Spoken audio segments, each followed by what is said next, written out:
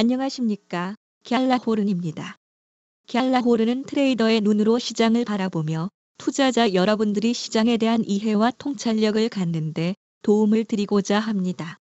지난달 말 106.377까지 상승했던 달러 인덱스 선물은 104.370까지 조정을 보이며 지난 한 주를 마쳤습니다.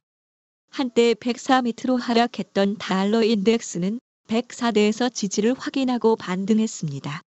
달러 인덱스 선물은 이달 들어 하락 추세를 그리고 있어 이번 반등이 일시적인지 아니면 추세 반등인지 신중히 판단할 필요가 있겠습니다. 일간 차트에서 달러 인덱스 선물은 지난달 중순부터 이중 천장형 패턴을 형성하며 하락해왔습니다. 하락세를 지속하더라도 일단 103.80대에서 지지를 받을 것으로 보입니다. 또 지난해 말부터 달러 인덱스는 상승 추세선 위에 있는 만큼 추세가 하락 추세에 있다고 보는 것은 다소 성급한 판단입니다. 103대까지 달러가 하락하며 중장기 상승 추세가 끝나는 것을 확인하기 전까지는 매수든 매도든 달러에 대한 기존의 관점을 유지할 필요가 있겠습니다. 지난 15일에 공개된 4월 소비자 물가 지수 CPI는 지난해 4월 대비 3.4% 상승해 시장 예상치와 부합했을 뿐 아니라 3월 CPI보다 0.1%포인트 둔화한 모습을 보여줬습니다. 변동성이 큰 품목을 제외한 근원 CPI는 지난달에 공개된 0.9% 상승보다 크게 둔화해 0.3% 상승했습니다. 이는 6개월 만에 처음으로 상승률이 떨어진 것입니다. 제롬 파월 미국 연방준비제도 의장은 네덜란드 외국은행연합회 초청 대담에서 인플레이션이 올해 첫 3개월간 예상을 웃돌아 지난해 낮은 수준으로 돌아갈 것이란 확신이 이전처럼 높지는 않지만 금리 인상에 대해선 일축했습니다.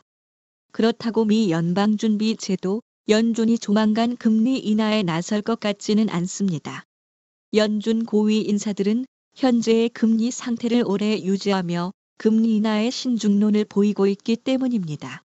로레타 메스터 클리블랜드 연은 총재는 한 행사에서 지난해보다 인플레이션 진정 속도가 느려질 것으로 예상하며 올해 인플레이션에 대해선 여전히 실망스럽다고 밝혔습니다. 존 윌리엄스 뉴욕 연은 총재는 4월 소비자 물가 지표에 대해 긍정적인 발전이라고 평가했지만 금리 인하 시점이 가까운 미래는 아닐 것이라고 신중론을 피력했습니다. 현재로서는 통화 정책에 대한 입장을 바꿀 이유가 없다며 이른 시일 내에 인플레이션이 목표치인 2%에 이를 것으로 기대하지 않는다고 말했습니다. 시장에서는 8월 잭슨 홀 콘퍼런스 이후 열리는 9월 FOMC 회의에서 금리 인하가 결정될 것으로 기대하고 있습니다. 시카고 상품 거래소 패드워치에 따르면 시장은 연준이 9월까지 금리가 동결될 확률을 35.2%로 보고 있는데 전장에 비해 2.8%포인트 높아진 값입니다. 인하될 확률은 60%대인 셈입니다. 한편 유럽중앙은행 ECB는 다음 달 기준 금리 인하에 나설 가능성이 크다는 관측이 나오는 가운데 ECB 안에서는 6월 금리 인하는 찬성하면서도 7월에도 금리를 내리는 것은 반대하거나 신중론을 제기하는 목소리가 잇따라 나왔습니다. ECB의 대표적 매파 인사인 이자벨 쇼나벨 집행이사는 니케이 아시아와 인터뷰에서 6월 금리 인하는 적절할 수 있지만 7월 금리 인하는 타당하지 않은 것 같다고 말했습니다. 루이스 데퀸도스 부총재는 한 행사에서 6월 인하는 지지하지만 7월 인하에 대해선 데이터에 따를 것이라는 의견을 피력했습니다. 벨기에 중앙은행 총재이자 유럽중앙은행 통화정책위원인 피에르 분시는 한 강연에서 0.5%포인트 인하 여지가 있다고 밝힌 바 있습니다. 갤라호른에서 제공하는 보고서는 참고용으로만 활용해 주실 것을 말씀드리며 투자에 대한 책임은 전적으로 투자자 자신에게 있다는 점을 유념하시기 바랍니다.